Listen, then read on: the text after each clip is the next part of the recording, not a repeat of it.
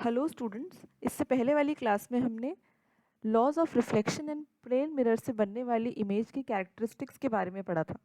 आज की क्लास में हम स्फेरिकल मिरर्स के बारे में पढ़ेंगे। स्फेरिकल मिरर्स में वर्ड स्फेरिकल का मतलब होता है स्फेयर से बने हुए मिरर्स। स्फेयर मीन्स आपने मैथमेटिक्स में स्फेयर ज़रूर समझा होगा और स्फेयर आपको अपने स्क्रीन पर भी दिखाई दे रहा होगा। अगर मैं एक हॉलो स्फेयर की बात करूं और इस हॉलो स्फेयर से एक कर्व्ड मिरर जो है या एक कर्व्ड पोर्शन कट आउट करके निकाला जाए तो वो क्या कहलाता है? हमारा स्फेरिकल मिरर। अब स्फेरिकल मिरर को डेफिनेशन वाइज अगर हम देखें तो it is a curved mirror which is a part of a hollow sphere. जैसे भी मैंने आपको प्रीवियसली समझाया डायग्राम के थ्रू कि एक हॉलो स्फेयर है और उसका जो कर्व्ड मिरर होता है, जो कर्व्ड पोर्शन मिरर बनाता है, वो क्या कहलाता है? Spherical mirror. स्फेरिकल मिरर दो तरीके के होते हैं, एक होता है कॉनकेव मिरर और एक होता है कॉन्वेक्स मिरर। आपने अपने डेली लाइफ में स्पून को देखा होगा। स्पून जिससे हम खाना खाते हैं, उस स्पून की दो सरफेसेस होती हैं, एक इनवर्ड सरफेस और एक आउटवर्ड सरफेस। और आपने ज़रूर उसके अंदर कभी ना कभी अपने फेस को देखने की कोशिश की होगी, तो आप देखोगे कि दोनों में आपको अलग अलग तरीके की इमेजेस बनती हुई दिखती हैं। उसी के कंपैरिजन में आज हम समझेंगे कॉनकेव मिरर और कॉन्वेक्स मिरर के बारे में। एक कॉनकेव मिरर बेटा क्या होता है, जिसके अंदर रिफ्लेक्टिंग सरफेस जो होती है अंदर की तरफ होती है। मतलब अगर कोई मिरर इनवर्ड्स कर्व्ड है और उसका जो रिफ्लेक्टिंग सरफेस है वो कैसा है? इनवर्ड पोर्शन है, तो वो क्या कहलाता है? कॉनकेव मिरर कहलाता है। उसी तरीके से अगर एक स्फेरिकल मिरर के अंदर उसकी जो कर्व्ड आउटर सरफेस है वो रिफ्लेक्टिंग सरफेस है, तो वो कैसा मिरर कहलाएगा? Convex mirror. इसको हम डायग्राम के थ्रू भी समझ सकते हैं। सपोज आपका ये कॉनकेव मिरर है और इसके थ्रू एक लाइन पास ऑन होती है जिसको प्रिंसिपल एक्सिस कहते हैं, जिसको हम थोड़ी देर में ही समझेंगे। सपोज आपको अपने स्क्रीन पर एक कॉनकेव मिरर दिखाई दे रहा है। अब कैसे हम पता करें कि ये कॉनकेव मिरर है?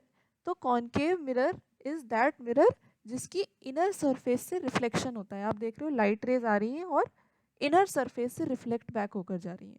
ऐसे ही कॉन्वेक्स मिरर के अंदर क्या होता है कि अगर लाइट रेज आउटवर्ड सरफेस पर आके फॉल करे और आउटवर्ड सरफेस जो है वो उस लाइट रेज को रिफ्लेक्ट बैक करे, तो ऐसा मिरर कॉन्वेक्स मिरर कहलाता है। तो जो बेसिक डिफरेंस होता है कॉनकेव और कॉन्वेक्स मिरर में वो ये होता है कि कॉनकेव मिरर में जो इनर सरफेस होती है वो क्या होती है? रिफ्लेक्टिंग होती है। आप देख रहे हो inner surface is reflecting, light rays आ रही है और रिफ्लेक्ट बैक होकर जा रही है इनर सरफेस से। लेकिन इन कॉन्वेक्स मिरर में आउटर सरफेस पर आकर लाइट रेज फॉल हो रही हैं और रिफ्लेक्ट बैक हो रही हैं। तो इस तरीके का जो मिरर क्या कहलाता है? Convex mirror.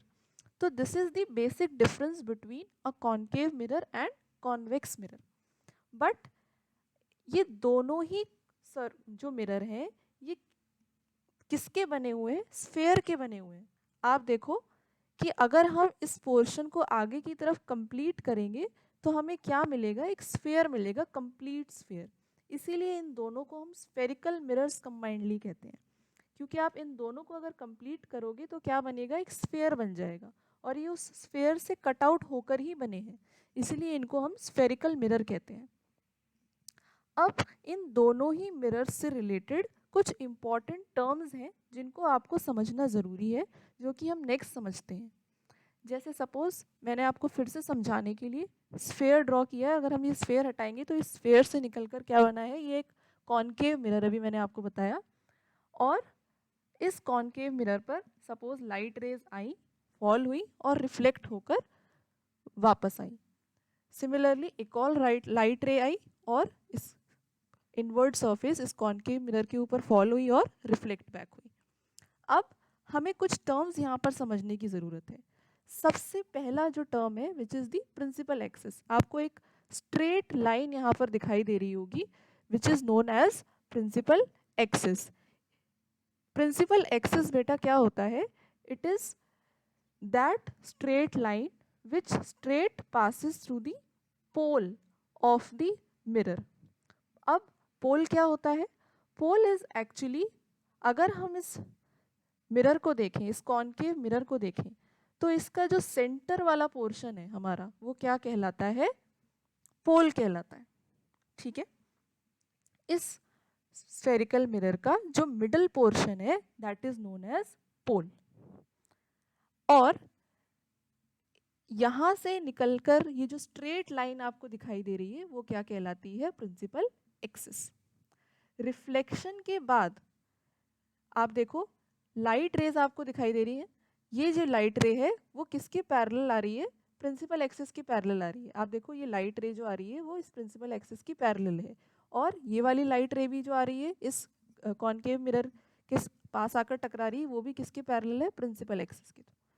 रिफ्लेक्शन के बाद ये दोनों लाइट रेज जब रिफ्लेक्ट होती हैं तो वो पास ऑन होकर कहाँ मीट करती हैं, एक पॉइंट पर मीट करती हैं which is known as focus. उसके बाद आप देखो एक और टर्म होता है जो आपको सीखना है which is centre of curvature. अगर हम इस स्फेयर को पूरा कर दें, कंप्लीट कर दें, तो इस कंप्लीट स्फेयर का कुछ ना कुछ सेंटर होगा, तो वो सेंटर क्या कहलाता है, centre of curvature.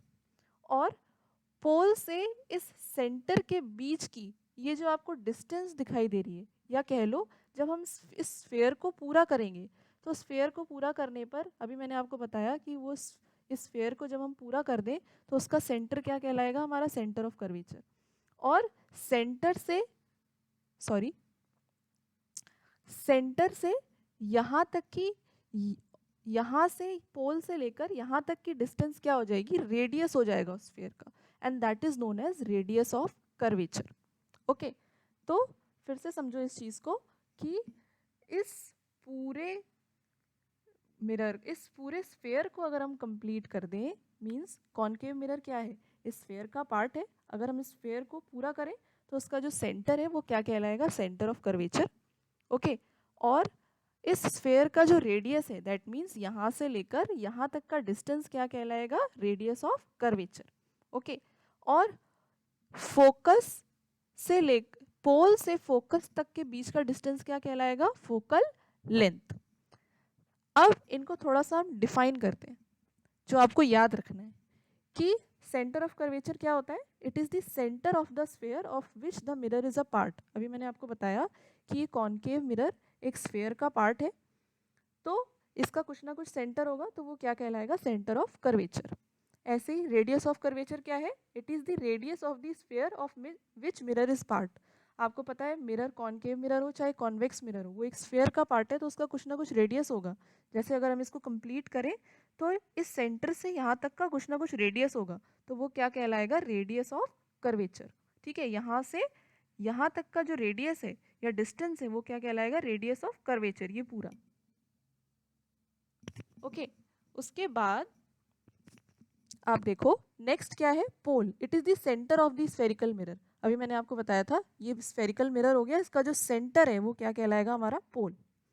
Next principal axis, it is the straight line passing through the centre of curvature and the पोल।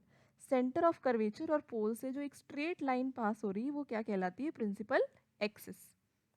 उसके बाद in a concave mirror rays of light parallel to the principal axis after reflection meet at a point on the principal axis is called principal focus, या जिसको हम केवल focus भी कहते हैं, कि कॉनकेव मिरर के अंदर जब पैरेलल रेज ऑफ लाइट आती हैं प्रिंसिपल एक्सिस के, मतलब ये हो गई एक लाइट पैरेलल प्रिंसिपल एक्सिस के, और ये एक लाइट रे हो गई पैरेलल प्रिंसिपल एक्सिस की। ये देखो लाइन सारी ये लाइट रे पैरेलल है प्रिंसिपल एक्सिस की, और ये वाली लाइट रे भी इसके पैरेलल है।